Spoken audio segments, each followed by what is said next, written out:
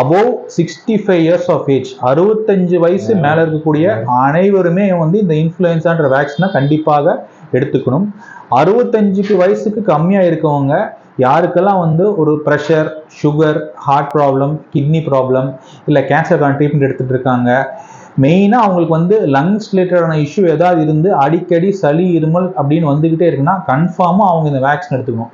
மெயினாக பேஷண்ட்ஸ் என்கிட்ட கேட்குற டவுட் என்னன்னா, சார் எங்கள் அப்பாவுக்கு ஹார்ட் ப்ராப்ளம் இருக்குது, கிட்னி ப்ராப்ளம் இருக்குது, அவர் எடுத்துக்கலாம்னா 100% அவங்க தான் இந்த வேக்சின் வந்து ஃபஸ்ட்டு எடுத்துக்கணும்.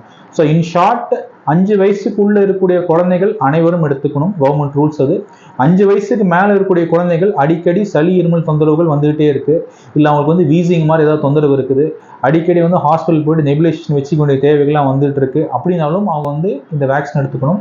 65 வயசு மேலே அனைவரும் எடுத்துக்கணும். 65 வயசுக்கு உள்ளே இருக்கவங்க ஏதோ ஒரு காரணத்தின் காரணமாக எதிர்ப்பு சக்தி வந்து அவங்களுக்கு குறைவாக இருக்குது, அவங்களுக்கு ப்ரெஷர் இருக்குது, இல்லை சுகர் இருக்குது, இல்லை ஹார்ட் ப்ராப்ளம் இருக்குது, இல்லை கிட்னி ப்ராப்ளம் இருக்குது, இல்லை கேன்சர் இருக்குது, இல்லை கேன்சர் எடுத்து முடிச்சிருக்காங்க, கீமோதெரபி போயிட்டு இருக்கு, இல்லை ஏதோ ஒரு டிசீஸின் காரணமாக அவங்களுக்கு ஸ்டிராய்டு மெடிசன்ஸ் எடுத்துகிட்டு இருக்காங்க, மெயினாக லங்ஸ் ரிலேட்டடாக அவங்களுக்கு வந்து அந்த ஆஸ்துமா, வீசிங், இன்னியெல்லாம் எடுத்துகிட்டு இருக்காங்கன்னா we should make sure that இந்த வேக்சின் வருஷத்துக்கு ஒரு வாட்டி மெயினாக இந்த செப்டம்பர், அக்டோபர் சமயத்தில் கண்டிப்பாக அவங்க எடுத்துக்கணும்.